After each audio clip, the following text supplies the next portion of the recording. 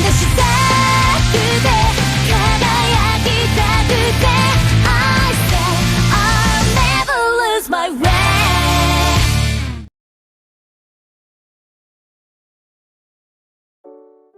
Halo semuanya, selamat datang kembali di channel Tidak Pernah Lulus. Di video kali ini gue bakal bahas tentang Ultraman Omega. Buat yang nggak tahu, ini adalah Ultraman baru untuk penayangan tahun 2025.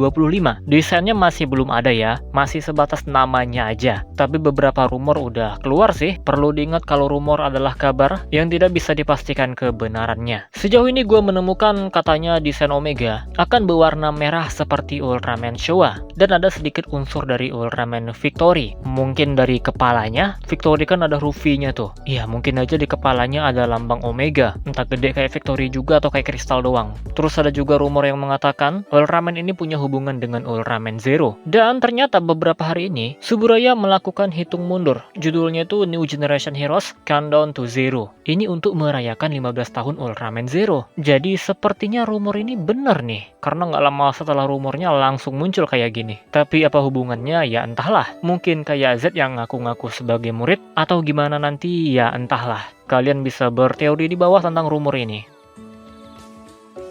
Ya kalau rumor sih sejauh ini masih itu aja ya. Yang pengen gua bahas lagi mungkin dari harapan. Harapan gua jelas semoga seriesnya bagus. Yang namanya bagus itu kan banyak sekali unsurnya ya. Tapi yang paling utama itu cerita sama visualnya. Entah bagian koreografi berantemnya atau juga dari sinematografinya. Kalau harapan spesifik mungkin ada di bagian foam ya. Gua udah pernah singgung di salah satu video shorts dimana gua berharap jangan pakai foam armor lagi. Karena ini kan udah dari Ultraman Blazar dan sekarang Ultraman Arc. Konsep cuma armor doang. Iya pastinya ada yang bosen lah kan. Termasuk gua juga mikirnya bosen. Tapi kalau armor lagi pun sebenarnya nggak masalah sih. Harapan itu kan ya sekedar harapan aja. Kalau bagus ya nggak ada masalah. Ultraman Z juga banyak yang protes fusion mulu. Tahu-tahu seriesnya bagus banget kan. Menang banyak penghargaan pula lagi. Dan buat yang komen kayak gini, aduh gimana sih? Kan cuma satu doang itu harapannya. Kok malah dibilang banyak maunya? Padahal di video itu gue juga jelas-jelas bilang, gue nggak peduli sama konsep lainnya. Form-formnya itu dari apa ya terserah. Mau fusion mainannya banyak ya bebas. Yang penting promosinya nanti nggak merusak cerita gitu. Ya kita abaikanlah komentar tadi. Tanpa komentar tadi, gue pun sebenarnya pengen bahas ini ya. Tentang mainan di series Ultraman. Pastinya banyak yang bilang kalau Ultraman sekarang itu udah kebanyakan mainannya. Nggak kayak Ultraman dulu yang simple banget lah. Gua menghimbau jangan diprotes kebanyakan mainannya. Karena gini loh, yang namanya entertainment, sebuah perusahaan pasti pengen untung kan.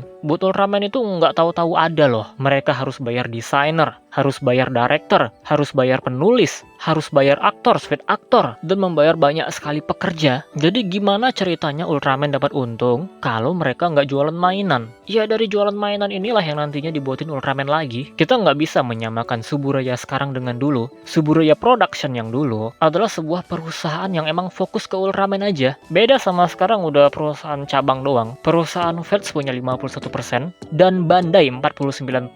Dari Bandai inilah perputaran uangnya terus jalan. Makanya sumber pendapatan utama ya dari mainan. Harus memaklumi banyaknya mainan di series itu. Gue tahu ini selera masing-masing ya. Ada yang nggak suka lihat series Ultraman banyak mainannya. Tapi gue beneran pengen menghimbau semua fans untuk jangan mempermasalahkan mainan ini. Kita permasalahin kalau promosinya jelek. Kayak misalnya Ultraman Trigger yang di-spam mulu tuh.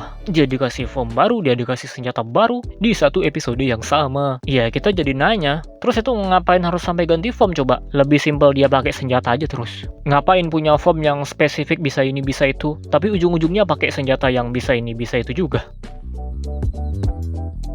Nah, jadi itu dia pembahasan kita kali ini tentang Ultraman Omega. Ya, awalnya ngebahas rumor, tapi yang paling utama yang pengen gue bahas adalah tentang pandangan orang-orang terhadap mainan Ultraman. Gue berharap makin kesini makin banyak orang yang move on dari masa lalunya. Ya, ini udah beda era, beda zaman. Bukan tentang generasinya lagi, tapi malah perusahaannya juga udah beda. Ya udah segini aja video kali ini. Gue pengen tahu pendapat kalian gimana. Jangan lupa komentar di bawah. Kita close saja videonya seperti biasa. Terima kasih telah menonton and see you next time.